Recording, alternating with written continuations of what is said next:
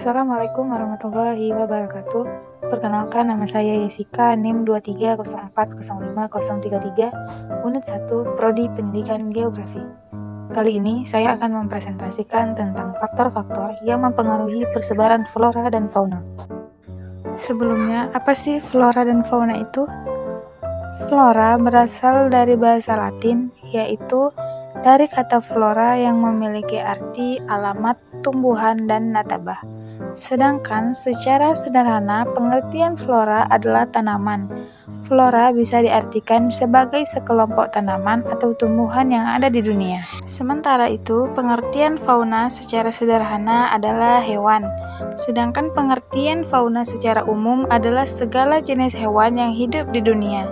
Kata fauna sendiri berasal dari bahasa Latin yang memiliki arti alam hewan. Jadi, flora dan fauna merupakan salah satu bagian dari sumber daya alam yang berada di seluruh penjuru dunia. Tentunya, setiap wilayah yang ada di dunia ini memiliki flora dan fauna yang berbeda-beda pula. Berikut 4 faktor yang mempengaruhi persebaran flora dan fauna. Yang pertama, faktor klimatik. Yang kedua, faktor edafik. Yang ketiga, faktor fisiografis. Yang terakhir yaitu faktor biotik. 1. Faktor klimatik. Faktor klimatik adalah faktor yang berkaitan erat dengan cuaca maupun iklim di suatu wilayah, yang mempengaruhi adanya flora dan fauna di wilayah tersebut. Unsur-unsur dalam faktor klimatik ini antara lain suhu udara, kelembapan udara, sinar matahari, curah hujan, dan angin. Nyatanya, iklim dapat memberikan pengaruh dominan terhadap persebaran flora dan fauna di bumi.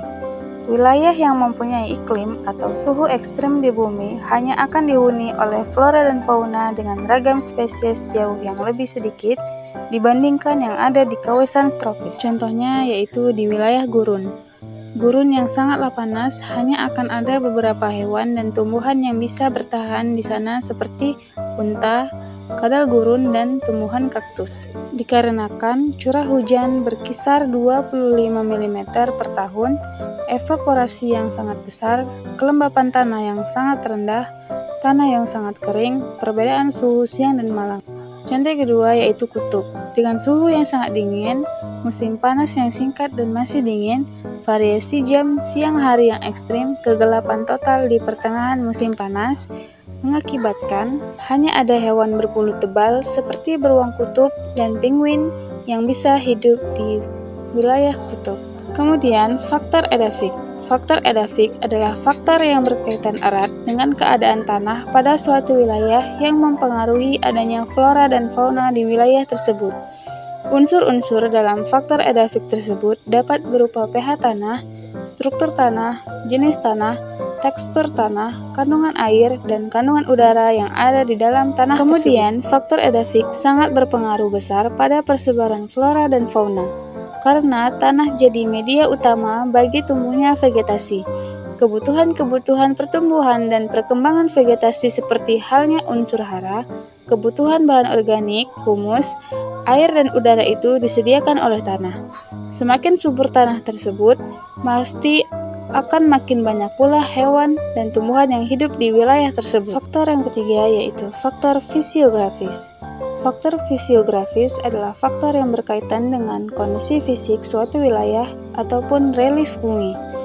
Ada 2 unsur yang mempengaruhi faktor fisiografis, yaitu ketinggian tempat dan pembentukan lahan.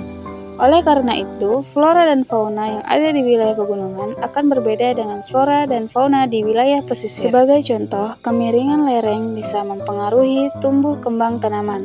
Lereng yang membelakangi sinar matahari akan mempersulit beragam jenis tanaman untuk tumbuh dengan baik dan melakukan fotosintesis. Contoh selanjutnya adalah pada wilayah pegunungan yang sangat miring dan curam.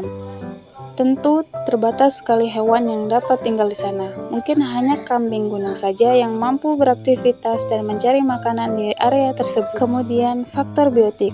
Faktor biotik berkaitan erat dengan makhluk hidup sebagai media penyebaran flora dan fauna, baik itu manusia, hingga hewan maupun tumbuhan. Peran yang terbesar pada faktor biotik untuk saat ini adalah di manusia.